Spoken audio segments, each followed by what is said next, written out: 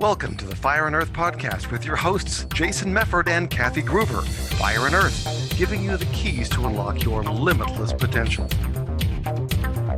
I'm Jason Mefford, and welcome to another episode of the Fire and Earth podcast. Wow, that was so different. It was different, wasn't it? It was different. I'm Kathy Gruber. I'm also a co-host here. We just like to keep people on their toes when we're, and because we record these early in the morning. So basically what we need to know is that's Jason, and I'm Kathy, and this is the Fire and And here we are. And yes, here we are. And here we are. So that's all you need to know to this point. Now, moving forward, what you need to know. So we're going to talk today about an adventure, about a journey that a lot of people around the country/world are taking. And I had my second experience with yesterday, which is ketamine. Now, ketamine was originally a method of anesthesia. It is a party drug. I don't recommend it, but it is legal for things like PTSD and depression, and there's ketamine clinics that are popping up everywhere. And being that I have just finished up my psychedelic training, I wanted to experience this and see what it was like so that I can help others prep and integrate their experiences. So yesterday I had number 2. It was very different than number 1, which everyone said it would be, but I didn't know to what extent. So it was just an interesting journey. And so I thought we'd talk a little bit about that, about the uses of ketamine, about how to safely, like identify a clinic, go to a clinic, and make sure you do good prep and integration, because that's really the key to working with any of these psychedelics or sacred medicines. So there's today. Yeah, because I think it's, like you said, number 1 was different than number 2. Right. And I know we've talked about this before, too, that I think a lot of times, the prep and understanding kind of what people are getting into is so important, because I think a lot of times people go in with certain expectations, but, whether it's, sacred plant medicine or, other synthetic things, you don't choose, right? You get the journey that you need, not the journey that you want. Yeah. And sometimes people are not prepared for that. Right. So yeah, let's talk about that, because again, like you said, I know that a lot of people are dipping their toe into it, and a lot of them, without much information other than, hey, this is the cool thing to do, let's go do it. Yeah. And then they end up getting really distorted. Like I think you mentioned before offline, right? Somebody even with ketamine, because that's I mean, you know more than I do, but I think it's considered more of a safer one to take as well. But when not done correctly, it can lead to some things that you don't want. Right. Well, and unfortunately, Matthew Perry, died from ketamine. He was not doing it in a clinic. He made some really poor choices, unfortunately. He was on a home program, and I don't think they figured out at this point if this was something that had been prescribed to him or if he got on the black market someplace. Had alcohol, had ketamine, had a heart condition, and went in a hot tub. Not a smart idea. Not a smart idea. So, any of these, not any of them, mushrooms are safe, LSD is safe, but things that have a chemical compound to them, it's a big party drug now. And so another place where, it's about the set and the setting, and you might have a great experience and it might be a nightmare for you. Ketamine is very quick. So it's a 4 to 6 minute onset, and it lasts 45 minutes to an hour. So it's not like a 12-hour LSD trip where 6 hours in, you're like, okay, I'm kind of done with this. I mean, it's very fast. In the clinical setting, they either do intravenous or intramuscular. There's different methods for what you're there for. So people with deep trauma, depression, pain syndromes, PTSD, things like that, they often do intravenous with other things in it, with like vitamin C and things like that. Mine was intramuscular. They did 80 the first time and they did 90 the second time, because they up it a little bit each time, just because your subconscious kind of is like, oh, I've already been here. And so they give you a little boost each time. It felt, to me, the second one felt quicker, but it was actually longer. I felt a little more me in the second one. With the first one, I had complete ego dissolution, which was fascinating because I knew there was a Kathy, but I didn't know what a Kathy was. It's like when someone says a word to you and you're like, oh God, I saw that movie. What is that? That's kind of what I felt like. I was like, I knew there was a Kathy, but it didn't matter. I knew that I was on Milpas Street, except I didn't know what a Milpas was. And I had this sort of bird's eye view of this line with a circle at the end, because there's a traffic circle at the end of Milpas. And I kind of like understood the concept of all those things, but it didn't have any meaning to it. It didn't have any weight to it. And a lot of people, that's the experience they want with psychedelics, is they want that ego dissolution. They want to not be tied to things, not be controlled by their thoughts, not be, sucked into those psychodramas, and that sort of, repetitive thinking that can really keep us stuck. So I think that's a big search for people who head to some of these psychedelics. I have a client who I helped with prep and integration for, and his depression went from, I'm considering going to a state where I can elect medically assisted suicide, to the happiest go luckiest person I've ever seen. And so that's one of the reasons I wanted to do this is, I can help people prep and integrate anything. And if I've had the experience, it's easier for me. I had one woman call me and say, I'm trying to decide between this and ketamine. What do you think? And I said, well, tell me what you're looking for. Here are my experiences. You pick, So having that sort of institutional knowledge, if you will, has been really helpful when people ask me about these things. Mm-hmm. Mm-hmm. Yeah. Well, and it's I don't know much about it because, again, that's your space, not my space, right? But it's interesting because I think when we were talking beforehand too, I mean, some of the things that you experienced, like you said, the first one was kind of an ego dissolution. So what was the second one more like? The second one was, you don't need to do that again because you did it and you're still there. So it didn't need to dissolve again. It just sort of put me back in that place where I still didn't understand, like, so when I wake up from this, or is this the reality and out here is the trip? There's this sort of imbalance of realities, which could be very disturbing if you're not ready for that, not, waking up and not knowing, okay, am I on Milpas, or is that the trip and this is the reality of being in this space? There's this feeling for me, there's this sort of physical distortion. I'm sure I'm upside down.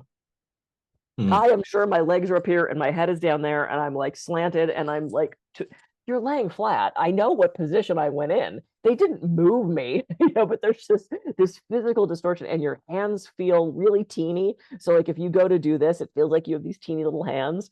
And there was a part of me that was like, wow, that's going to make massage really hard. I hope my hands get back to normal, because it's a sedative, right? So there's this physical distortion. During the first one, your mouth gets kind of cottony, at least for me.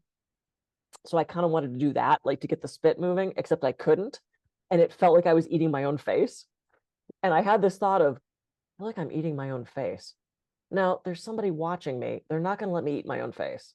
They would get terrible reviews if they let people eat their own face. And I actually like, yeah, 4 stars till I ate my own face. And, so it's like you have those kind of, I mean, it's trippy.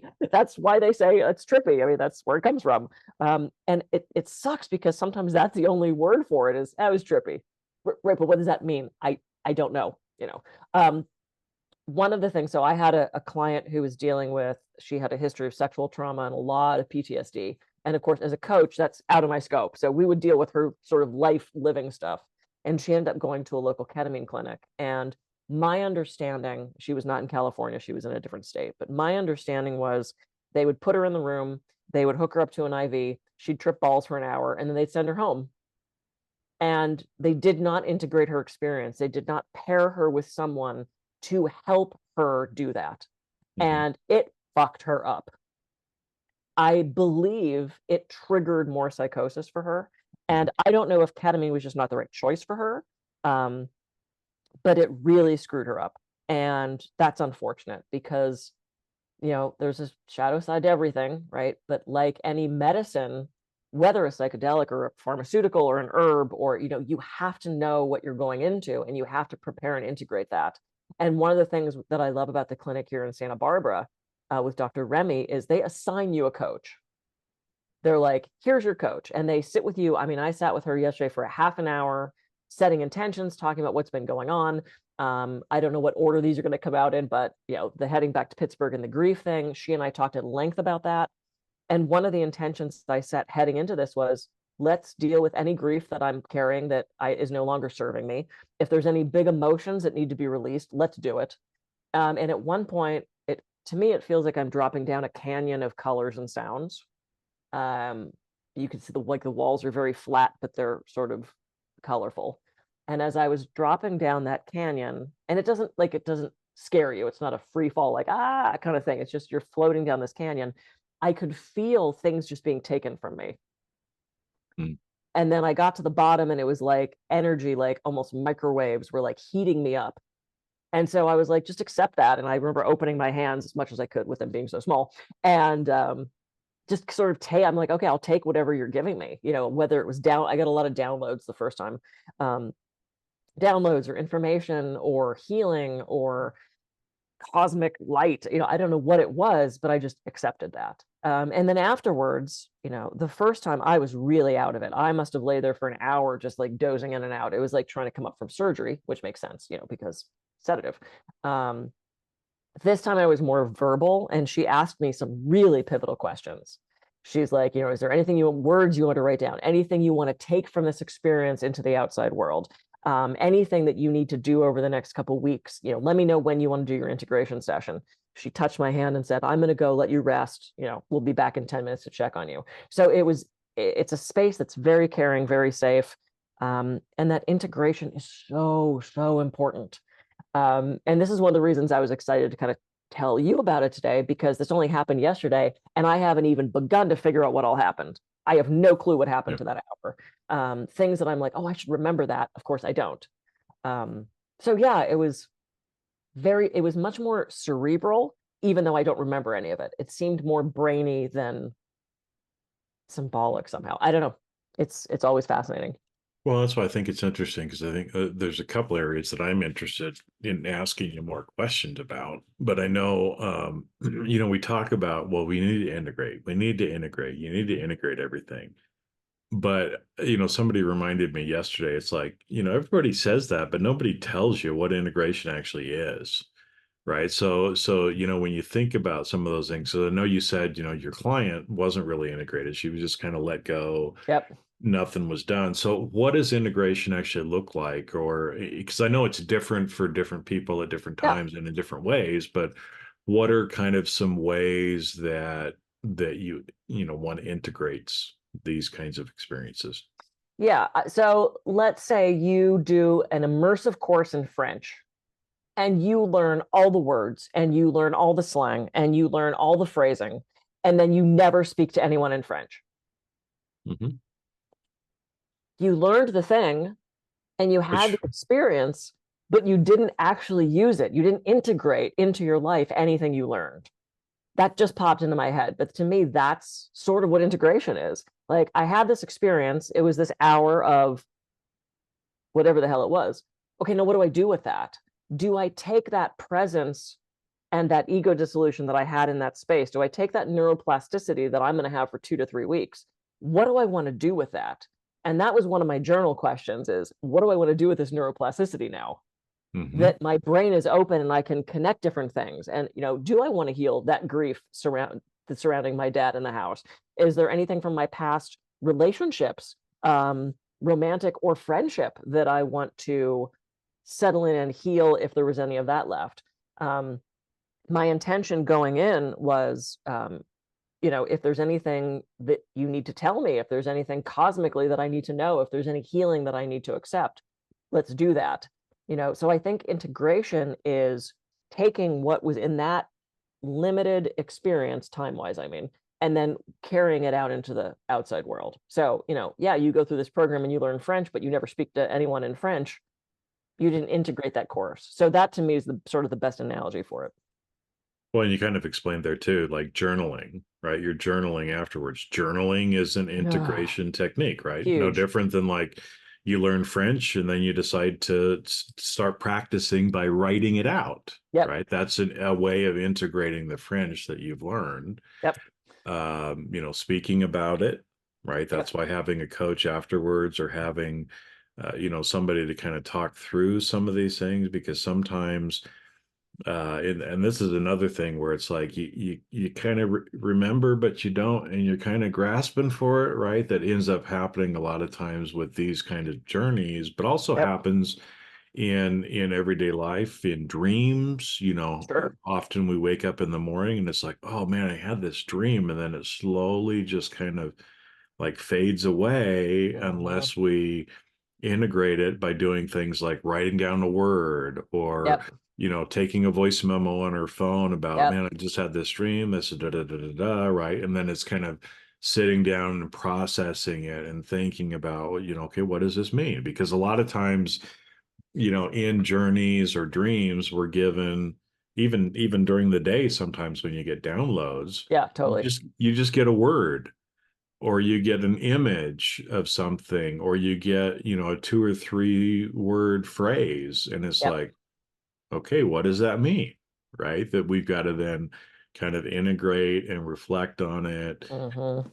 journal about it, talk to somebody about it, right? In a way so that we can start to kind of pull in or figure out, what does that Hmm. actually mean for me at this Yep. time? Because often too, it can be a little confusing because the terms or phrases have so many different meanings Right. based on the context, and they're going to mean something to you now, but a week from now it can mean something else. Yeah, and it's so imagery driven and so like esoteric. I mean, there aren't words for it a lot, which is why people go, it was just trippy, because I don't know that I would be able to describe the feelings and the experience I had yesterday. And the word, and I don't know if you said the word while you were just talking, or just, but decoding what happened is, you know, key to that, and as well as journaling. And so one of my instructors, actually she was my pod leader named Naz. She's amazing. She said we get so right brain, we get so I'm going to explain my trip. She said that's what happens when you journal. She said, so maybe you don't journal, maybe you pick up pens and paper and you just start drawing something. She would do a journey map where she would do the first thing she remembered, she'd do an image of it, and then she would do the next thing she remembered, and she would kind of start to put these lines together. And that would help her kind of map her journey from the other side of our brain, because the rational mind is not the one having this experience. But yet we come out of it and our rational mind goes, what's happened? Let me see. You But know, we need to analyze it, when effectively we need to feel it instead of right. just analyzing it. And even my coach said that yesterday. So I kept going, huh, interesting. Huh. I mean, like it was like this head scratcher, kind of like, huh. And she goes, so I want you to think about it. I don't want you to overanalyze it. Don't overthink it. Like, try to get back what you can, but don't overthink it, is what she kept telling me. Because I do that. I think most of us are overthinkers, maybe not everybody, but No, so yeah, not overthinking is.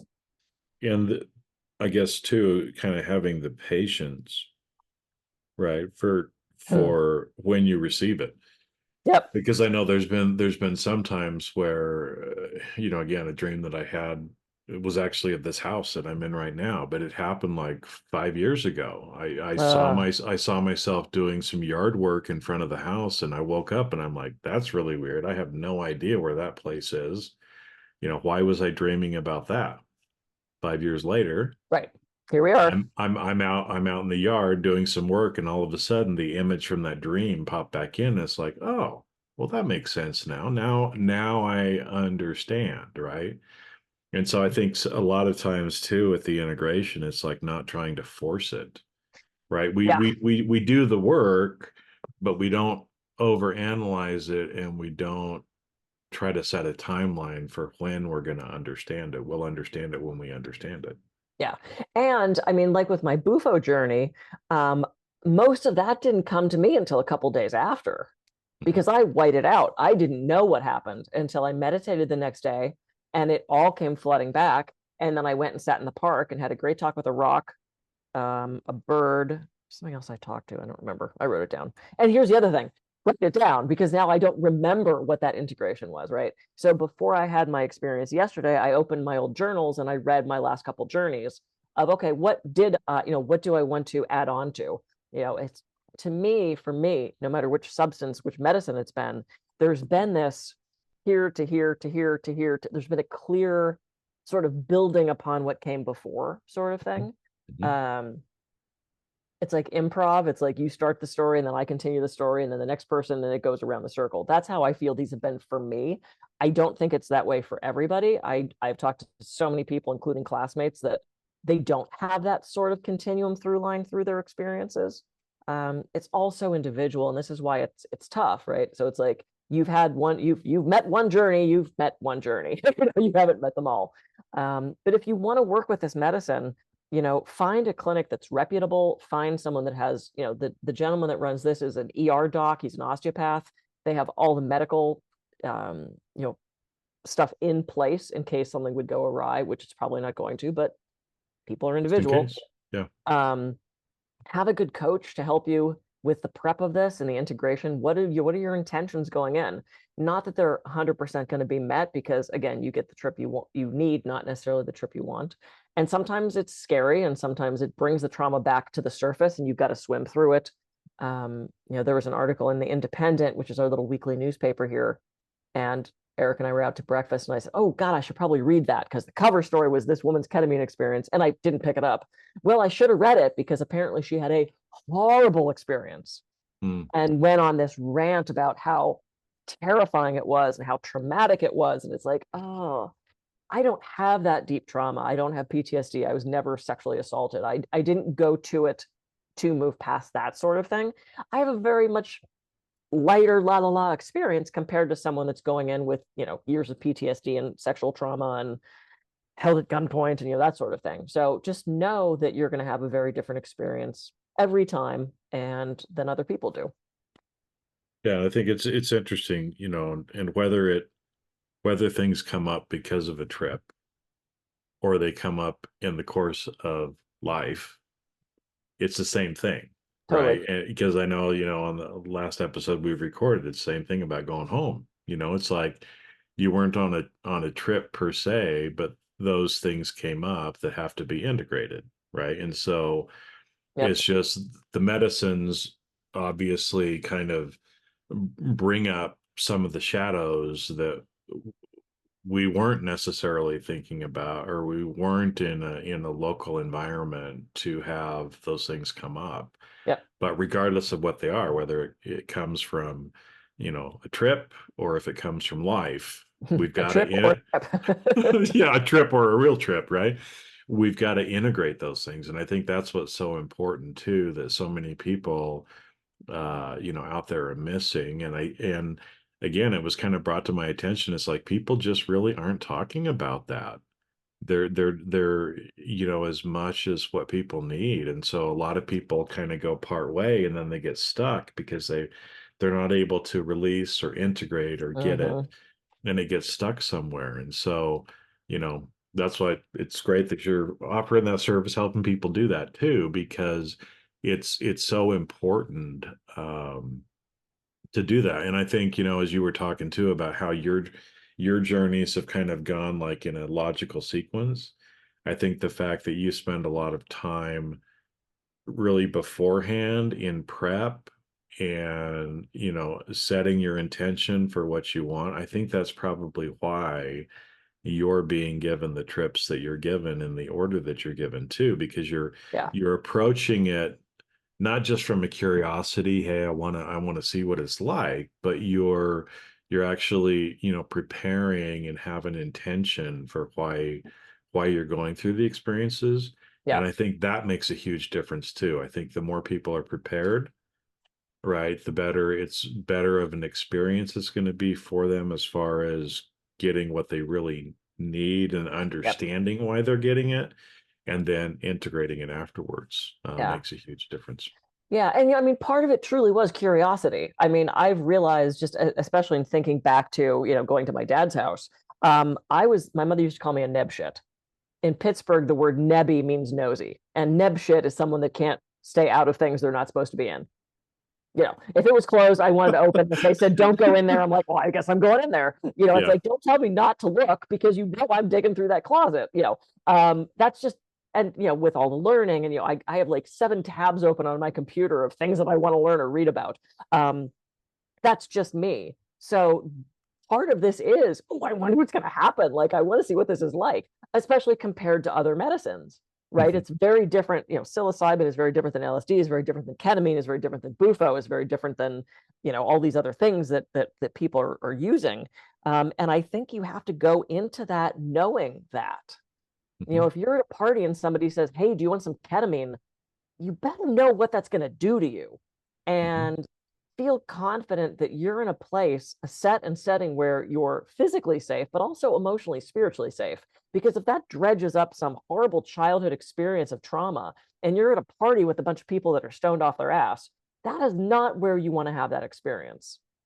And No, and yeah, I think that's the danger of, people just doing this, getting into a K-hole. And it's like, that's fun if you're in the right set and setting and you're in the right mindset to do that. And I think, as these medicines become more legal for therapy, I think that's also going to open up more mainstream recreational use. And on one hand, I'm like, okay. And on the other hand, I'm like, oh, just really be careful. It's like I said, like everyone's mom, be careful what you're doing, because you don't know what's in it or where it came from. It's yeah, and you don't. I mean, because there's obviously some physical things, because a lot of the street drugs are laced with other stuff. You don't know what's in them.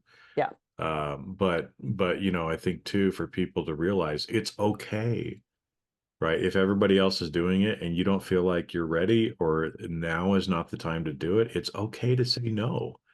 Right? I mean, again, it's like if somebody walks up to you at a party and is like, here's some ketamine, take it, or here's some LSD. It's like, whoa, now, just a minute. I wasn't really prepared for this. I haven't really thought about, let me, yeah, I want to do it maybe, but I need to prep myself first, right? It's okay to say no if you don't feel like you're ready. If it feels like it's not for you, that's okay too.